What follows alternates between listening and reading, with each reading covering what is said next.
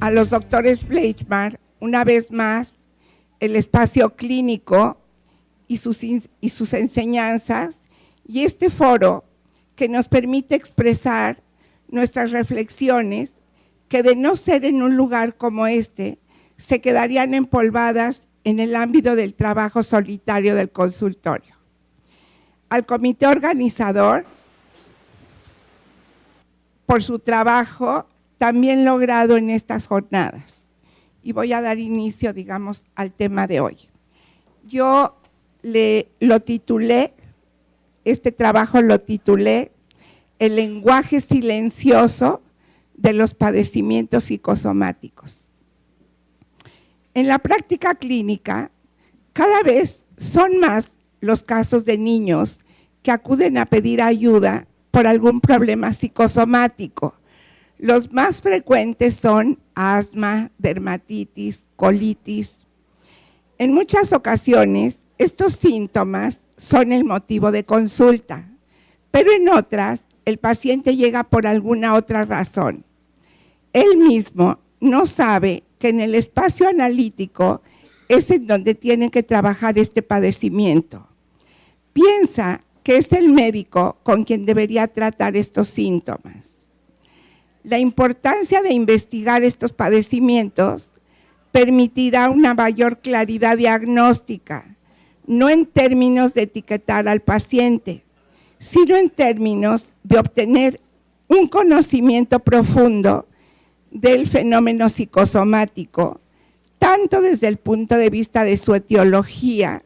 Etiología quiere decir desde sus causas, su psicodinamia y la relación existente entre la mente y el cuerpo, relacionado a su vez con el entorno familiar y social.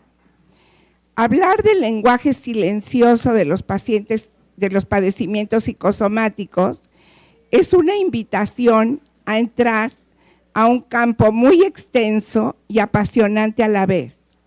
Es iniciar un camino al lado de nuestros pacientes, paso a pasito, entendiendo su dolor, tanto físico como mental. Nos convertimos en la parte continente y contenedora de las angustias tan terribles y primitivas, las cuales no pueden ser expresadas por vía del lenguaje verbal, sino por un lenguaje sin palabras a través del cuerpo. Un grito ahogado, un sollozo interrumpido, un puño apretado y paralizado por el coraje, o una lágrima que sale a la superficie a través de la piel. Así nos convertimos también en los decodificadores de estas sensaciones no simbolizadas, no representadas en la fantasía.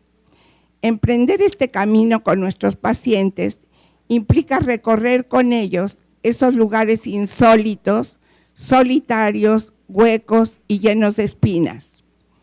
Pienso que quizá cuando los padecimientos psicosomáticos se manifiestan en etapas avanzadas del desarrollo, y ha existido en el paciente una historia de abandonos por parte del objeto, ya sea reales o fantaseados en etapas muy tempranas, el paciente presenta una tendencia regresiva hacia aquellos estadios que presentan dificultades en la simbolización, debido al nivel tan primitivo de su desarrollo yoico con la que cuenta el bebé, y donde aún no existe el lenguaje verbal, sino solo sensaciones corporales que quedan fijadas como huellas némicas desagradables. Ellos relacionan la aparición de su enfermedad con una pérdida importante y actual. Sin embargo, esta pérdida presente nos remite a la primera pérdida, en donde el bebé se sentía desvalido, desprotegido y con mucho miedo a enloquecer o a perecer. Pienso que probablemente la primera pérdida objetal de estos pacientes pudo ocurrir entre los 3 a 6 meses de edad aproximadamente, ya que durante este periodo aún no hay procesos de pensamiento bien integrados ni ha aparecido todavía el lenguaje verbal. Digamos, en estos momentos se registra todo a nivel de sensaciones. Una de las cosas que he observado es que estos pacientes muestran una gran dificultad en su tratamiento debido a una incapacidad en la simbolización y una pronunciada labilidad afectiva que los lleva a negar que sus síntomas están relacionados con problemas psicológicos. Prefieren asociarlos a situaciones externas como alergias, mal funcionamiento orgánico, mucho trabajo, digamos, en niños implicaría mucha responsabilidad con las labores escolares, etc. Sin embargo, algo que me ha llamado la atención es que durante el tratamiento refieren como factor desencadenante de su pensamiento alguna situación altamente estresante que los lleva a deprimirse y que tienen que ver generalmente con situaciones de pérdida, ya sea real o fantaseada. Muchos niños dicen, bueno, lo que pasa es que mis papás se divorciaron, mis papás se separaron, nació un hermanito, digamos, todo esto, aunque no sea relatada la pérdida directamente, alude a ella, ¿no? Lo anterior me ha llevado al siguiente cuestionamiento. La pérdida actual estará relacionada con una pérdida temprana del objeto y con las causas que posteriormente desencadenarán una alteración en la simbolización y su expresión tanto a nivel emocional como a nivel intelectual. En relación a la liga que existe entre la sensación y el pensamiento, que deriva a su vez de una incapacidad para nombrar y ponerle palabras al síntoma. Algunos autores coinciden en que en muchos de estos casos existe un trastorno materno-infantil que impide el buen funcionamiento simbólico. Cada uno de ellos sitúa el conflicto en diferentes etapas, estadios o posiciones del desarrollo. Para Freud, el problema correspondería a la etapa oral. El bebé se encuentra en un estado yoico primitivo en donde el yo es solo un yo corporal. Todos sabemos y ya hemos escuchado que Freud no alude directamente a los problemas psicosomáticos, pero sí los toca, digamos, en términos de la histeria y de lo que pasa muchas veces en estas fantasías relativas al cuerpo. Él decía que el primer yo que forma un niño tiene que ver con un yo corporal. Para Spitz, correspondería al periodo de transición en la etapa preobjetal y la etapa precursora del objeto, más o menos a los 6 meses de edad. Para Mahler, la regresión del padecimiento remitiría a la fase simbiótica del desarrollo. Aquí quiero hacer un paréntesis para explicarles que Spitz habla de 3 momentos muy importantes para el niño en donde va integrando al objeto. La primera etapa la llama anobjetal, no hay objeto. La segunda etapa es preobjetal y la tercera es la objetal ya propiamente dicha. En la preobjetal es, digamos, no reconoce a la madre directamente o al objeto que esté a su cuidado, sino que, acuérdense, la sonrisa del 8º mes, ¿no? Implica ya una respuesta al otro, ¿no? En donde de alguna manera está diciendo, me hablas, te contesto con mi sonrisa y voy integrándote en mi mente, pero el objeto todavía no está instalado. Cuando se da, digamos, en el tercer organizador el no ya está hablando de un objeto ya internalizado. Si un niño llega a sufrir pérdidas en este momento, seguramente va a haber problemas. ¿De qué tipo? No sé, pero va a haber problemas. Por eso cuando las mamás, mis pacientes, ¿no?, que han tenido hijos y me dicen, es que me tengo que ir de viaje porque, pues fíjate que no he salido y tengo que dejar a mi bebé. Si el bebé está en este momento, es muy delicado dejar a un niño cuando empieza a introyectar, ¿no?, la imagen de mamá o del objeto cuidador. Los niños no saben que mamá se va a Acapulco 3 días, solo el fin de semana. Los niños lo que ven es siglos, donde no ven a mamá y donde temen mucho que no regrese, porque no saben, ¿no? En Mahler, digamos, se establece una situación simbiótica, normal, dentro del desarrollo. Cuando por alguna razón esta simbiosis no completa el ciclo, va a haber problemas. Entonces el niño buscará toda la vida pegotearse a este objeto en una forma repetitiva donde no logra establecer una situación de confianza por la dependencia normal que puede tener con la madre y la repetirá toda su vida. Desde la perspectiva de Klein, el padecimiento se situaría casi al final de la posición esquizoparanoide, donde tanto el yo como la relación con los objetos están escindidos. Si bien todos sabemos que a los 6 meses inicia la posición depresiva, yo estoy hablando del momento en la terminación de la esquizoparanoide a la depresiva. Ese momento, el niño todavía no tiene integrados sus objetos buenos y sus objetos malos. El yo tampoco está integrado, todo es parcial. Para Winnicott, correspondería inmediatamente antes de la fase de integración y personificación. Y finalmente para Bion, estaría situada en las funciones beta del pensamiento, en donde los elementos beta solo corresponden a las sensaciones y no a las palabras.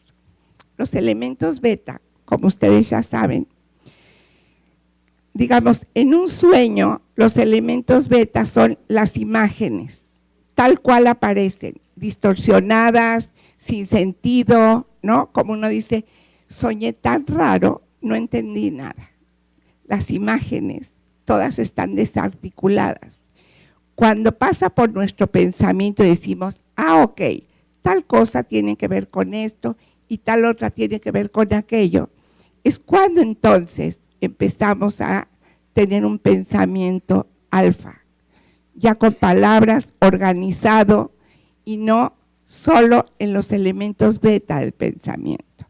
Los psicóticos tienen una forma de pensar y de expresarse bajo estas circunstancias de elementos beta. Como se puede observar, estas etapas corresponden a estadios muy primitivos del desarrollo. Sin embargo, podría suponerse que estos están situados en un desarrollo más avanzado que el de los psicóticos. Por eso, se dice que los padecimientos psicosomáticos son el negativo de la psicosis. A diferencia de los trastornos conversivos, que están situados en un nivel más avanzado del desarrollo. Voy a explicar algo.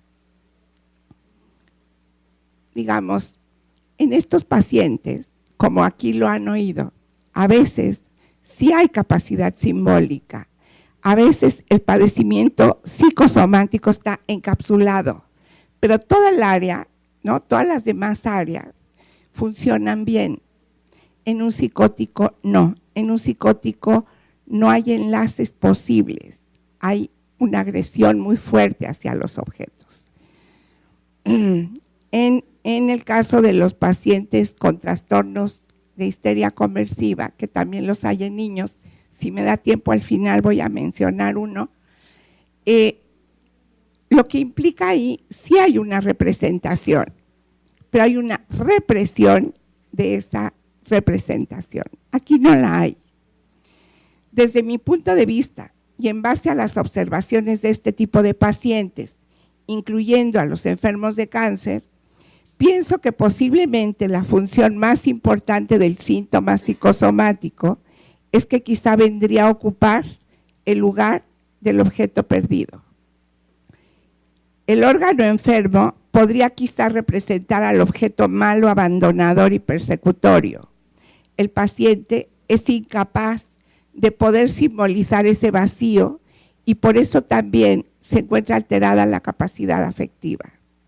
A este respecto, Lieberman comenta que existe en el paciente psicosomático un área de la personalidad que se expresa en un código visceral. En el órgano enfermo estaría contenido un vínculo tiranizante con objetos parciales que el yo nunca llegó a simbolizar. Observa dos constelaciones vinculares patógenas o patológicas como puntos de fijación complementarios. Un fracaso en el establecimiento de la simbiosis evolutiva normal, según Mahler, y una sobreadaptación a la falla ambiental. Esto último lo voy a explicar. Si un niño tiene problemas y está deprimido, teme mucho enloquecer o morirse. Entonces, según Lieberman, se adapta a la situación, se vuelve un niño muy bien portado, un niño que comprende todo lo que pasa, ¿no? Lo que para otros autores es la normopatía, es que ellos se adaptan, ¿no?, al ambiente para no producir problemas y que no haya después problemas mayores. El fracaso simbiótico deriva de las interacciones entre una madre con incapacidad para contener, aceptar, detectar y ponerle nombre a las emociones del bebé, y un niño muy sensible que polariza muy tempranamente su atención en el estado del objeto. El segundo punto de fijación corresponde al momento de la personificación e individuación, cuando ante una conducta familiar sobreexigente que connota una pérdida de sostén, el bebé se sobreadapta, reforzando con mecanismos defensivos de control y aislamiento la disociación de las emociones y necesidades. Estas modalidades del vínculo estarían en el origen del fracaso en la organización del aparato simbólico, que se traducirá en inscripciones corporales temporoespaciales defectuosas. Se inscriben en el cuerpo o se inscriben en un órgano. El cuerpo será el portador de experiencias frustrantes, de emociones no registradas que privilegian como medio fallido de expresión el código visceral. Durante la adultez, la desconexión mental con la interioridad corporal y emocional se manifiesta en el descuido con el que tratan su propio cuerpo, juntamente con una actitud frente a la vida que se rige por el lema del deber ser, por la necesidad de sobreponerse con voluntad a las dificultades. Por otra parte, considero que el tratamiento de estos trastornos debería enfocarse multidisciplinariamente. No alcanza. Un solo ámbito no alcanza, y van a ver por qué. Ya que el tratamiento debe de abarcar las tres esferas que integran al ser humano. Me refiero a un abordaje biopsicosocial. Nadie de nosotros está hecho de una sola cosa a la vez. Tenemos una biología interna, ¿no? Tenemos una mente y sus fantasías y sus emociones, y tenemos relación con los demás, con los objetos, con el mundo, con nuestro trabajo, con todo. En el abordaje biológico se propone un tratamiento médico que ayude durante las crisis agudas.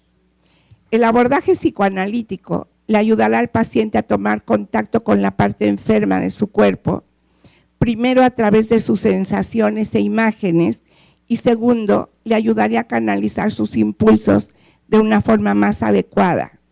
Le ayudaría también a tolerar el dolor mental, a llenar ese vacío creativamente, a independizarse y a verbalizar sus emociones a través de la transferencia.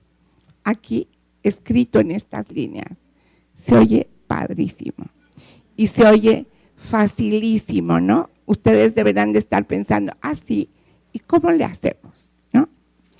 Ahorita lo dejo para un ratito, pero es importante que les diga yo, ¿no?, que de alguna manera lo más importante no solo es el bla, bla, bla, bla, sino construirle al paciente este aparato que no tiene. Digamos, Bion hablaba de que los psicóticos atacan su aparato de pensar y el aparato de sentir, tanto en ellos como en el analista. Y que había que ayudarles a crear un aparato que los pueda ayudar a resistir, a repensar, a sentir esto que no tiene una representación por lo temprano del evento traumático.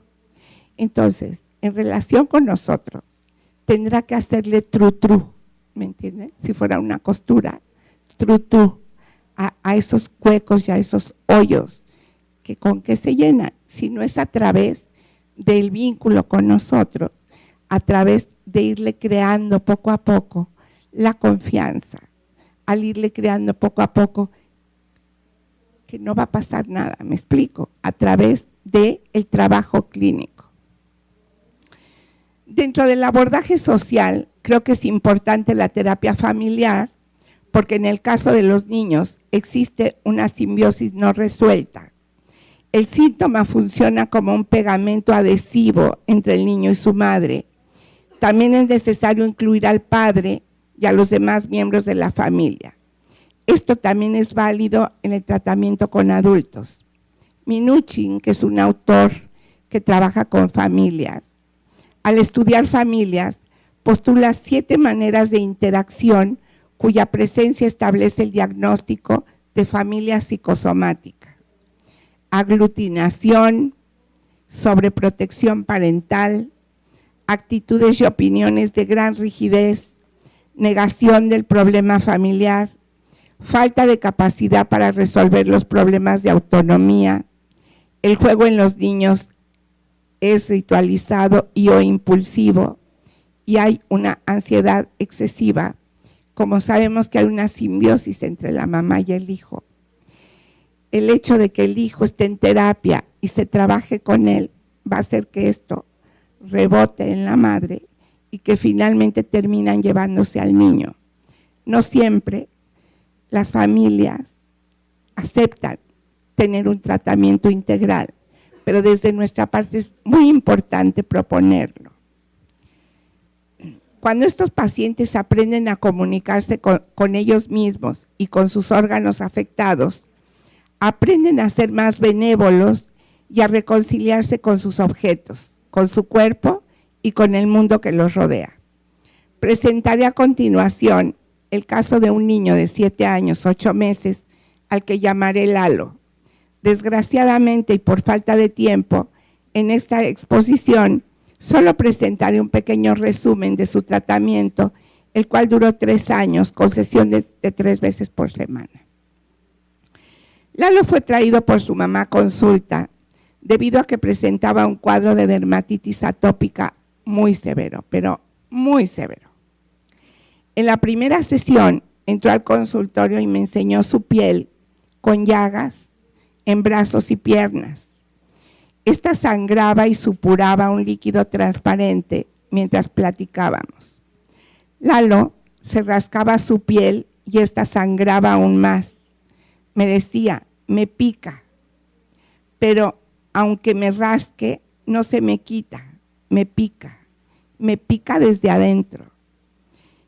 El médico le había recetado un medicamento que era cortisona, que lo tranquilizaba y le ayudaba a disminuir la comezón.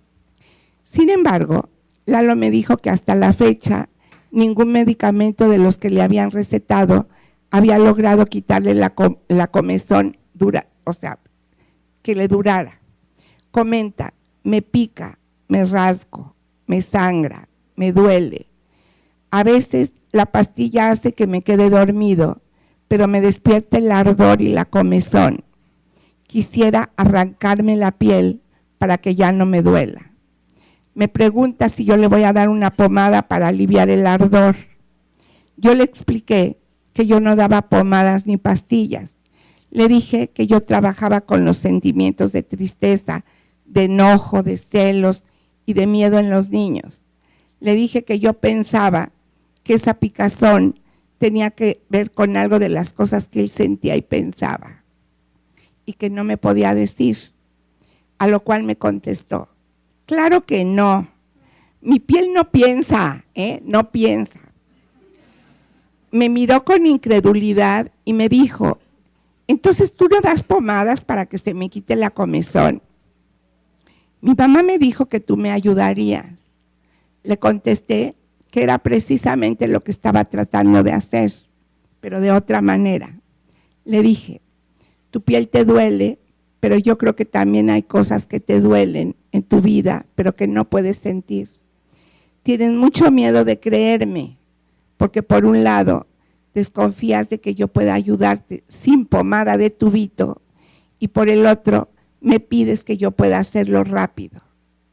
Además, una parte tuya no cree en mí porque piensas que la gente te ha fallado y no te entiende. Piensas que yo no sé todo lo que a ti te pasa y cómo te duele. A lo que me contestó, no, no sabes. Claro que no sabes. Tú no sabes lo que es ir a un hospital y que te amarren las manos y que te duerman para no rascarte. Al decir esto, Lalo se veía enojado, impotente y desesperado. Me lo dijo casi gritando.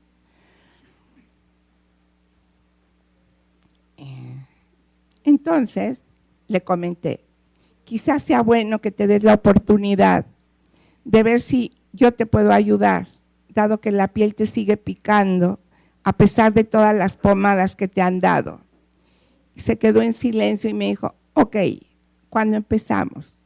Y le dije, durante esta sesión Lalo se veía muy triste, hablaba pero sin emoción, como un tono de voz monótono, muy bajo y pausado y como resignado.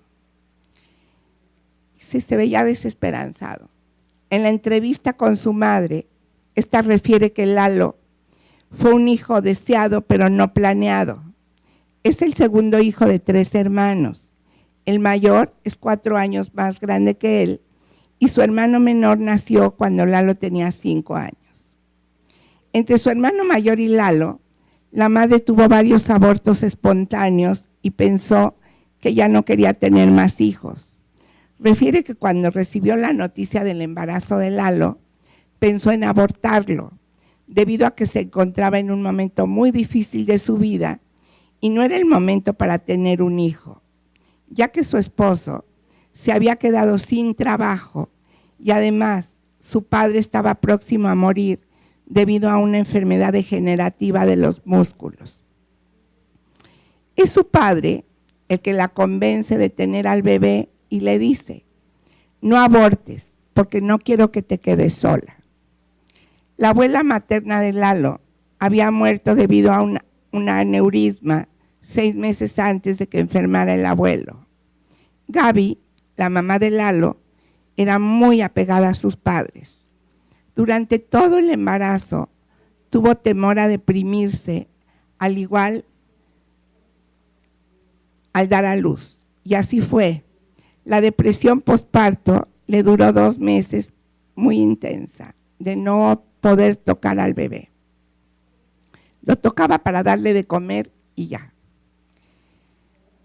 Cuando Lalo cumplió 10 meses de edad, Gaby se fue con su esposo al sepelio de su cuñada a un estado de la República Mexicana y ahí permanecieron durante una semana. Tanto su hijo mayor como Lalo se quedaron en México en casa de una amiga de ella, pero no era alguien a quien Lalo y su hermano frecuentaran mucho.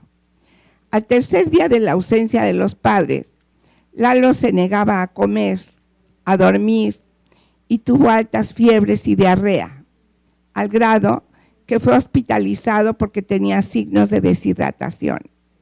Gaby monitoreaba por teléfono la salud de su hijo debido a que su amiga le comentó que no era nada grave, solo un día o 2 con suero y ya. Cuando la madre regresa de viaje, comenta que Lalo era otro niño, no la saludó y cuando ella lo quiso cargar, Lalo se aferró a la blusa de la muchacha que lo estaba cargando. La madre comenta que a partir de ahí observó un cambio en Lalo, ya que se volvió muy llorón, berrinchudo, empezó con mamitis, al grado de no poder ir al baño solo. Ella se desesperaba y lo regañaba, amenazándolo con volverse a ir. Según la madre, Lalo nació por cesárea debido a que tenía el cordón umbilical enredado en el cuello. Pesó al nacer 2,6 kilos. Gaby lo amamantó solo por un mes debido a que no tenía suficientemente leche. Yo creo que ni leche desde el punto de vista real, ni leche desde el punto de vista emocional. Y Lalo lloraba mucho, pues no se llenaba. El destete ocurrió de un día para otro. Lalo seguía llorando y ella no entendía si eran cólicos, si la leche le estaba haciendo daño o existía otra razón. En la entrevista con los padres, Paco, el papá de Lalo, comentó que él pensaba que su hijo tenía una alergia a algún contenido de la leche, debido a que en algunas ocasiones Lalo evacuaba con sangre. Al parecer, no había un tipo de fórmula que le cayera bien. Paco tuvo que viajar a España a comprar una leche especial para niños alérgicos que no se vendían acá. Además, fue todo lo que él me relata de esta situación, es que, digamos, probaron una leche, no le cayó, probaron otra leche, no le cayó, y que en España había este tipo de leche con todos los componentes que se necesitaba para un niño con muchas alergias, pero esta leche no la podían mandar, porque en primer lugar está prohibido en México, ¿no?, pasar comida, y en segundo lugar, como es un polvito, pues más prohibido. Entonces, él tenía que ir a traer la leche, pero tampoco podía traer tantas cantidades, aun a pesar de que el pediatra le extendió una receta para ello. El padre describió a Lalo como un niño distante, quejumbroso, angustiado, poco platicador, enojón, inteligente y sensible. La madre lo describió como un niño bueno, conformista, que acepta lo poco que le pueden dar sus hermanos y amigos, distante, sensible, y comenta que en general Lalo es un buen hijo. El control de esfínteres se efectuó, según la madre, a la edad de 1 año y medio, que no sé, pero tengo mis dudas. Gateó a los 6 meses y caminó al año. Empezó a hablar a los 3 años, aunque antes de esta edad señalaba con el dedo y con señas lo que quería.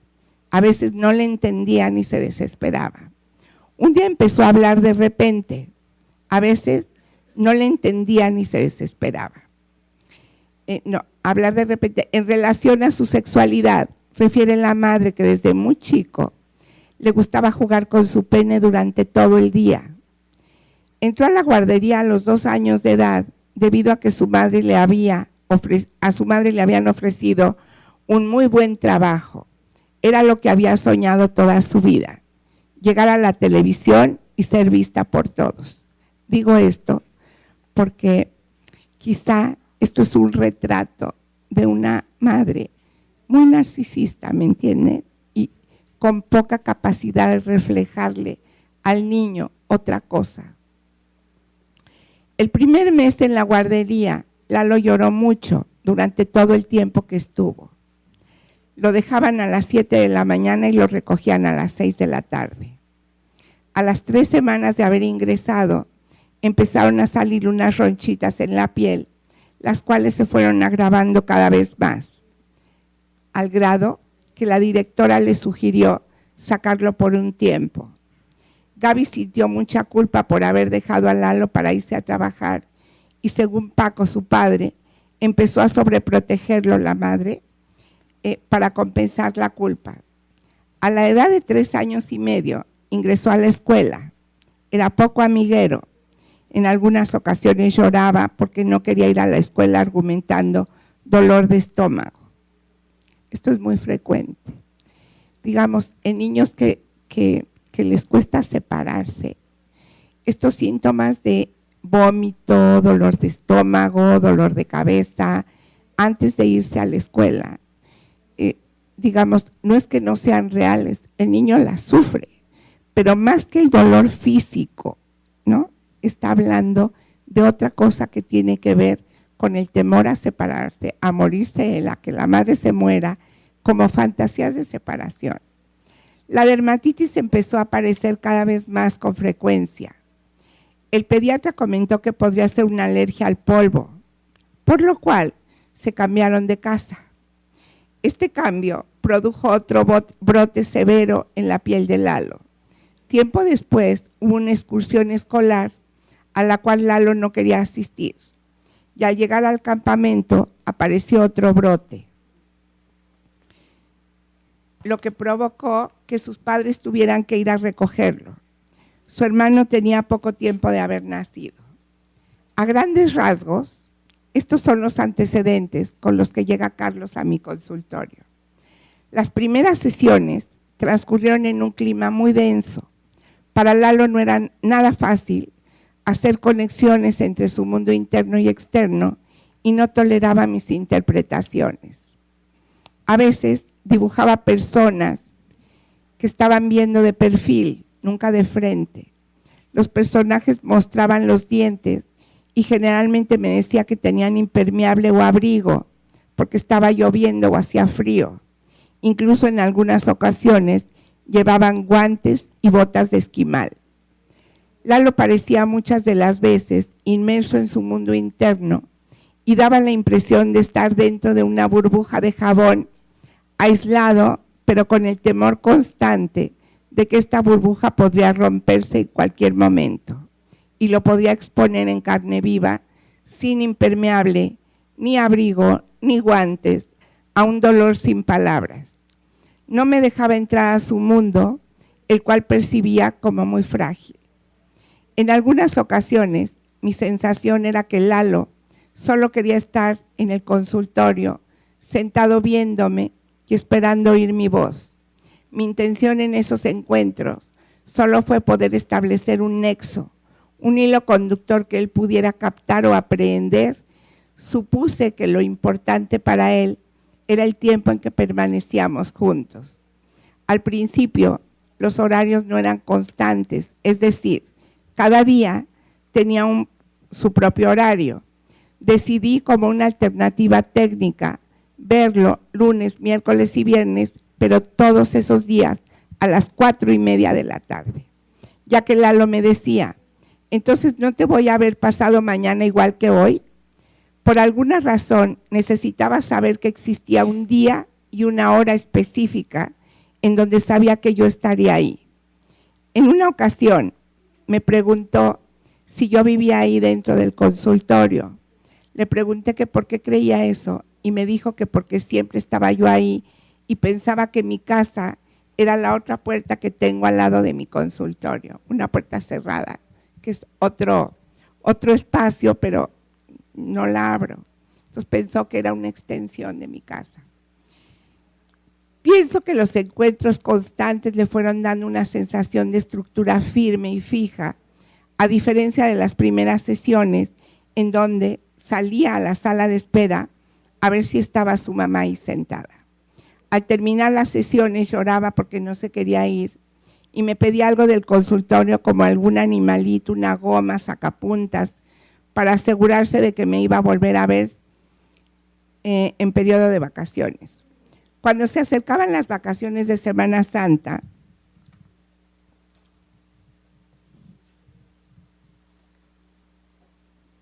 me dijo que sus papás querían ir a visitar a unos familiares que vivían en un lugar de la República. Y él no quería ir debido a que no le gustaba irse de su casa, porque podrían venir unos ladrones y llevarse sus cosas, su ropa, su tele, su pelota, etc. Me preguntó que si en vacaciones el policía que cuida el edificio de mi consultorio iba a estar ahí. Yo le dije que él tenía mucho miedo de quedar abandonado, con muchas angustias y sin palabras para poder decir lo que sentía, sin pomada para anestesiar sus dolores. Según Lieberman, la tarea más importante del analista es la decodificación de la emoción que el paciente intenta disociar y evacuar. Vemos que Lalo habla de un tipo de dolor, pero este es concreto y solo se refiere al cuerpo y a la lesión de sus heridas físicas. Le cuesta mucho trabajo pensar que su cuerpo y su mente están unidos. Lieberman señala que las emociones intensas de estos niños quedan plasmadas en actitudes corporales y no logran representaciones simbólicas que ofrezcan una ligadura mediante la cual puedan relacionar la emoción con distintos vínculos y en diferentes espacios y tiempos. En algunas ocasiones, estos niños pueden representar su miedo con un dolor de estómago, ganas de orinar, defecar, etc. Me parece que es importante trabajar con el niño, no solo sus síntomas psicosomáticos, sino también con su estructuración yoica y con la calidad de sus vínculos. En el caso de Lalo, es fundamental ir armando con él su mundo interno, sus afectos. Son niños con poca capacidad para fantasear o evocar sus recuerdos. No logran jugar creativamente porque carecen de imaginación y de sentido del humor. Lieberman agrega que la relación que establecen con el analista es formal, obediente, pero de poca cercanía y participación afectiva. Comenta que un momento privilegiado en el análisis es cuando estos niños empiezan a tener un juego impulsivo, como una modalidad evacuativa. Son juegos en donde predominan las actividades de ensuciar, mojar, arrojar objetos, etc. El juego expulsivo, significa para el chico una ruptura con la situación simbiótica. Me da la impresión de que Lalo al principio, en vez de jugar, me mostraba sus lesiones porque éstas ocupaban un lugar específico en su mente. No solo las lesiones en la piel, sino también la concentración de sus impulsos libidinales y agresivos aglutinados en ella. Pienso que el rascarse tanto y lesionarse de esa manera la piel podría representar hasta cierto punto una erotización de tipo sadomasoquista. Ya ni con la pastillita dejaba de sentir ardor. Pierre Aulanier comenta que es importante proveer de palabras al niño para que pueda metabolizar sus emociones. Dolto comenta que estos niños sufren en su cuerpo lo que no pueden expresar con el síntoma. De esta manera le hacen un llamado al otro que no responde, o sea, el síntoma en sí mismo se vuelve una comunicación para que mamá esté ahí. Conozco otros casos de niños con padecimientos psicosomáticos que tienen otra modalidad de funcionamiento mental. Algunos no presentan una patología tan grave y regresiva como la de Lalo. Hay pacientes no tan deteriorados en su capacidad de simbolización debido a que su patología no se encuentra en etapas tan tempranas de su desarrollo o porque quizás son niños que tienen una maduración afectiva más fuerte, o porque tal vez tuvieron a su lado objetos que los rescataron para no caer en situaciones tan terroríficas. Yo creo que hay varias modalidades de representación de los padecimientos psicosomáticos y diversos grados de gravedad, diversos pacientes. Pienso que no es lo mismo un síntoma psicosomático, fíjense, no es lo mismo un síntoma psicosomático que una estructura psicosomática o un trastorno psicosomático. El primero tiene que ver con los diferentes grados en que la estructura mental tolera emociones que no pueden ser digeridas en ese momento porque la persona no tiene capacidad para canalizarlas. El trastorno psicosomático ya más estructural se refiere más bien a una ausencia de objeto muy primitiva y a una falta de herramientas para estructurar tanto las sensaciones como las emociones y los pensamientos. Todas están aisladas. Voy a dejar hasta aquí mis reflexiones sobre los padecimientos psicosomáticos, aunque pienso que hay muchísimo de qué hablar y discutir sobre este tema. ya que existen diversas corrientes psicoanalíticas y teorías al respecto, y diversos pacientes con diversas manifestaciones psicosomáticas. Pero sí lo que me interesa mucho enfatizar es que hay diferentes procesos de padecimientos psicosomáticos. Entre más temprano es el trauma, entre más temprano son las vivencias de fragmentación, de abandono, menos palabras. ¿Me explico? Menos fantasía, menos simbolización. Y todos podemos tener un síntoma psicosomático debido a situaciones emocionales que nos pueden aquejar en un momento dado, se nos bajan las defensas y pescamos. El virus, ¿me entienden? Cualquier cosa, el dolor de cabeza, la infección, y entonces padecemos un trastorno un síntoma psicosomático, a diferencia de los pacientes que tienen una estructura psicosomática. ¿Me explico? Bueno, voy a dejar tiempo para sus preguntas y dentro de las preguntas, si puedo, pues contestaré un poquito más ampliamente aquellas dudas que ustedes puedan tener. Gracias.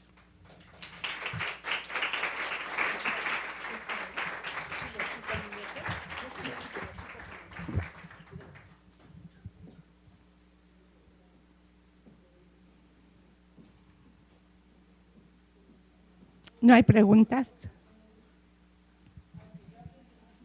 Pero quiero que las pasen por escrito, por favor. Será mejor que las pasen por escrito y así, porque a veces se repiten y puedo como unir varias. Aquí me preguntan, ¿a qué edad del bebé es recomendable que una madre pueda viajar 3 días y separarse del bebé? Bueno, digamos, yo diría como mínimo, así, mínimo, el primer año y medio, no. Son momentos de estructuración, son momentos de introyección del objeto. No cualquier, miren, puede haber mamá y todos los cuidadores que representen a mamá. A veces hay mamás que se ausentan y dicen, bueno, lo voy a dejar con mi mamá, con mi tía, con mi hermana, siempre y cuando este bebé haya, digamos, convivido mucho con estas personas y que de verdad estas personas sean muy queridas por el niño, es que se puede una madre ausentar en esas características. Pero fíjense que hay algo muy importante. Explicárselo al niño. Una paciente me decía, pero es que no me va a entender, está muy chiquito. Entonces, fíjense, si ustedes le dicen al niño, haz bravo, el niño aplaude, ¿no?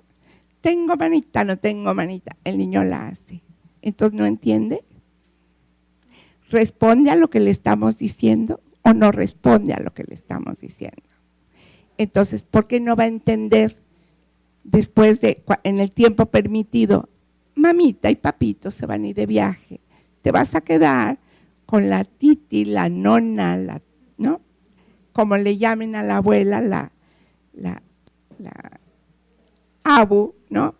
Te vas a quedar porque necesito ir a descansar y entonces, pero siempre y cuando el niño ya tenga un registro. Y algo muy importante que voy a decir, una seguridad de que mamá va y regresa. ¿Me entienden? A veces, acuérdense del caso que plantea Freud, ¿no? De su nieto, cuando el juego del Fordá. Este juego era que vio a su nieto en la cuna jugando con un carretel de hilo. El niño lanzaba el carretel, y era un niño muy chiquito. Lanzaba el carretel y cuando el carretel se iba, decía Ford, y cuando el carretel lo acercaba él con el hilo, decía da, ¿no? Esto implica el juego que todo niño en cualquier lado del mundo juega, y es, ¿dónde está Juanito? Aquí está. ¿Dónde está mamita? Aquí está. Es un juego que el niño elabora desde muy temprana edad. O, les voy a decir, ¿nunca han ido a un restaurante y han visto a un niño que está en una silla alta y la mamá le pone la cuchara y la tira? Y entonces mamá recoge la cuchara. Le pone la galletita y tira la galletita. Y mamá le recoge la galletita. Esto es el mismo juego del Fordá. Aparecer y desaparecer. Habla del impacto que tiene para los niños estas situaciones de tener al objeto internalizado o no tenerlo, o tolerar, ¿me entienden?, la ausencia de una manera no tan dolorosa. Y estoy hablando de lo normal, ¿no? Imagínense a esto. Hemos estado hablando durante todas estas jornadas de que si el padecimiento psicosomático tiene que ver con déficit o no tiene que ver con déficit. Yo sí creo que tiene que ver con un déficit. Y el déficit lo tenemos que construir.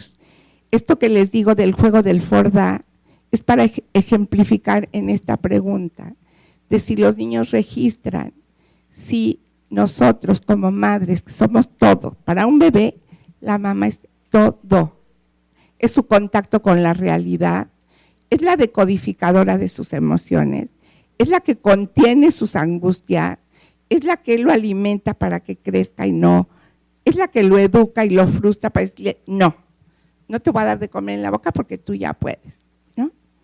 Todas esas situaciones es lo que representa una mamá para un niño. Ahora, no quiero decir que nunca. Winnicott hablaba de la frustración óptima, ¿no?, que se le va a dar a un niño. Les digo, mamá se fue al súper, al rato regreso. Mamá se fue al cine, pues tolera, al rato regreso.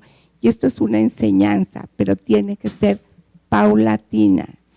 Alguien a quien la mamá deje a cargo del bebé es alguien que el niño conoce, es alguien con quien el bebé se siente muy protegido, ¿me entienden?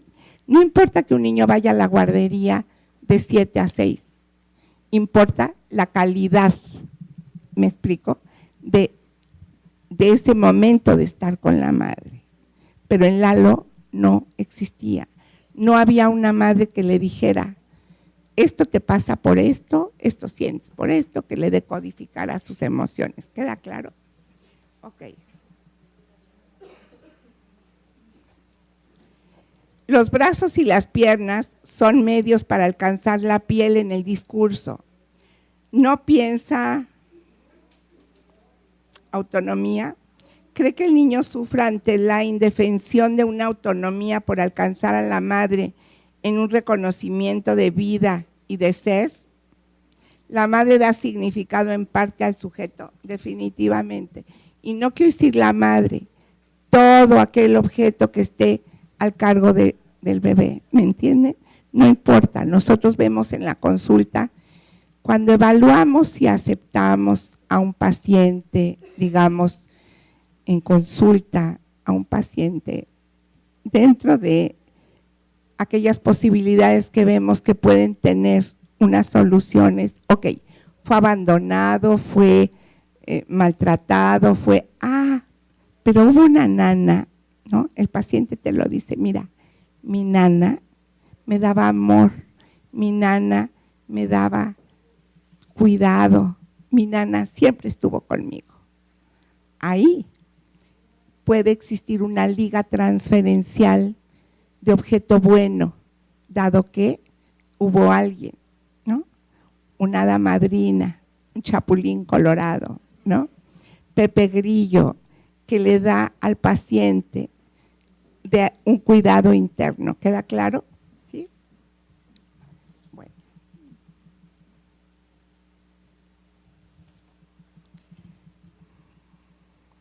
La enuresis podría ser considerado un síntoma psicosomático en un niño con estructura psicosomática. Miren, la enuresis es todo un tema. Enuresis y encopresis es todo un tema. Sí pertenece a algo del cuerpo. si pertenece a algo que se dice o no se dice. Hay una película muy buena donde se ve esta parte muy clara. No sé si ya la vieron, se llama Nunca te vayas sin decir te quiero. Un niño un padre que no le hablaba al niño, una madre muy distante, ¿me entienden? Y un niño que cada vez que sentía ansiedad se hacía pipí, tiro por viaje. Cuando encuentra una institutriz que lo acompaña, que le habla, que lo entiende, el síntoma remite. Puede haber enuresis, sí, por lo temprano que pertenezcan a una cuestión psicosomática, porque alude al cuerpo. Pero vuelvo a decirles, como en muchas otras cosas, todo depende, ¿me entienden? ¿Qué significa? Yo tengo un niño que se hace pipí, porque está sobreexcitado y enojado con los padres, y el abuelo le dice, si te dejas de hacer pipí, te compro el Wi-Fi. Dejó de hacerse pipí. Entonces, bajo esas circunstancias, vamos a entender qué quiere decir el síntoma para el paciente. ¿Me entiende?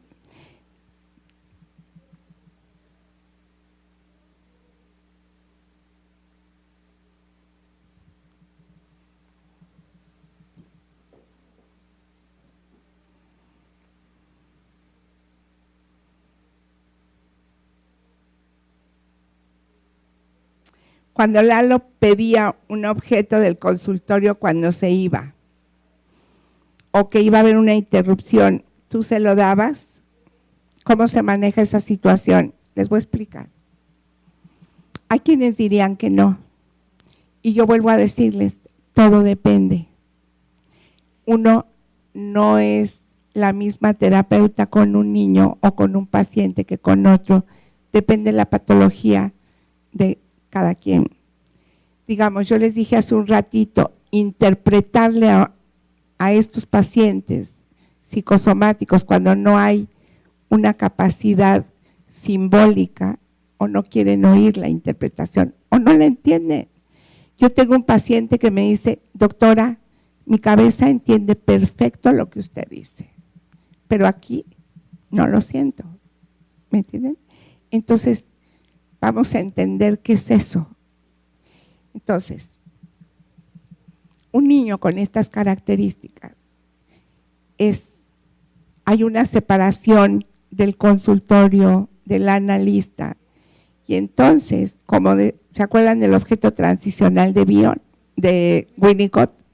Winnicott decía que el objeto transicional tiene, pues, varios usos para el niño. Uno, que le ayuda al niño a tolerar las angustias de separación.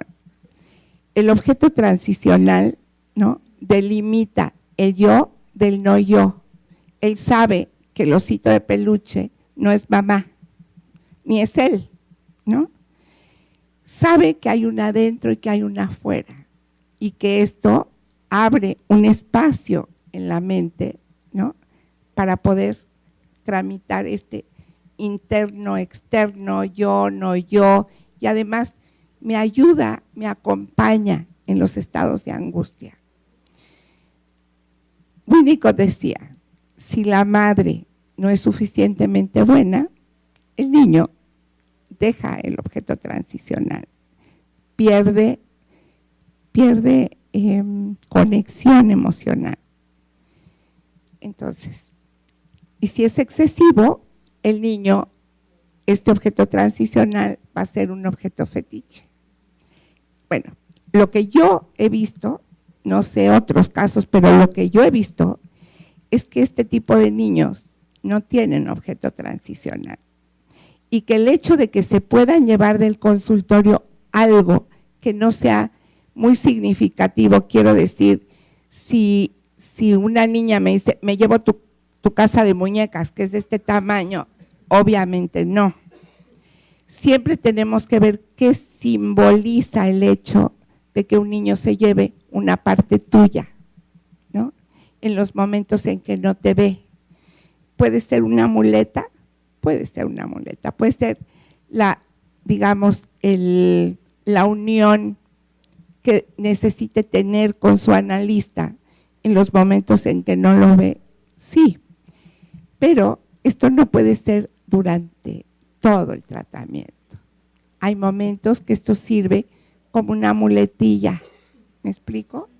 Te llevas una parte para asegurarte que me lo tienes que devolver y que nos vamos a poder seguir viendo como un mensaje de continuidad. Les dije, a veces hay que hacer cosas. Por eso Freud decía que el análisis es un arte, ¿no? Muchas veces tenemos que pensar y ser creativos en ver qué podemos hacer para que el paciente mejore y se sienta mejor. ¿Sí me entienden? Bueno, creo que una más. ¿Cuál me queda?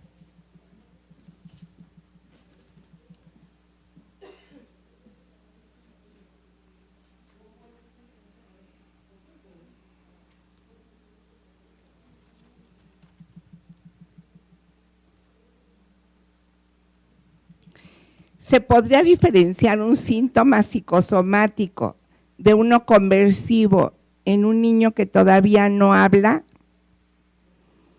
Es interesante esta pregunta, porque en el conversivo ya tiene que haber una representación, ¿me entienden? La conversión tiene que ver con una representación, una fantasía, un deseo, la defensa de ese deseo. Y les voy a contar, yo una vez vi a un chiquito con una parálisis que no podía ser médica, ya lo habían visto médicos, neurólogos, y no tenía nada que ver con algo médico. Era un niño como de 6 años de edad. Esta parálisis estaba representando la dificultad que tenía este niño para tramitar una situación edípica. Era como un brinco. Claro que al paralizársele el brazo, estábamos hablando de una defensa contra situaciones de masturbación incestuosa, ¿me entienden? Me relataba sueños de un personaje caricaturesco que era alguien muy perseguido, ¿no? Que lo perseguía mucho y que además con el que él competía. Entonces estamos hablando de una rivalidad paterna, ¿no? Por una cuestión edípica y por deseos incestuosos del niño hacia su madre. En ese sentido, miren todo lo que se está tramitando en un trastorno conversivo, un síntoma conversivo, a diferencia del psicosomático, que son polos opuestos, totalmente polos opuestos. ¿Sí me explico? La última, creo que ya estamos en tiempo, ¿no? Las alergias pueden considerarse psicosomáticas, alergias a ciertos alimentos. Dijimos que un padecimiento psicosomático siempre tiene una parte biológica, ¿no? Esto es lo que han escuchado a lo largo de estas pláticas. Tiene una inervación forzosamente con algo del cuerpo. En esto de lo conversivo no hay.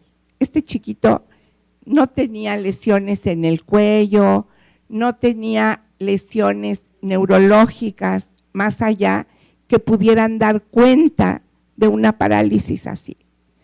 No, en un trastorno conversivo no da cuenta de esto. En general, las alergias sí tienen un componente psicosomático, ¿no? También, déjenme decirles que hay familias, todas, alérgicas. Vemos que el tío, el abuelo, la hermana, siempre salen por ahí familiares que han tenido un tipo de alergia. Aquí la pregunta sería, ¿qué es lo que se hereda? ¿No? También en el padecimiento, ¿qué se hereda? Porque también se heredan cosas emocionales. ¿Me explico? Si pudiéramos ver a Lalo con un hijo más adelante y no hubiera tenido un análisis, podríamos decir, ¿qué heredó? Heredó el que sea muy serio, el que no hable, el que hable poco, el que se ponga los audífonos con música y se encierre en su cuarto, o heredó esta parte de un vínculo defectuoso con la madre. Vuelvo a repetirles, todo depende qué liga y qué fantasías se liguen al padecimiento, es lo que forma, digamos, esa parte del síntoma con la que vamos a trabajar.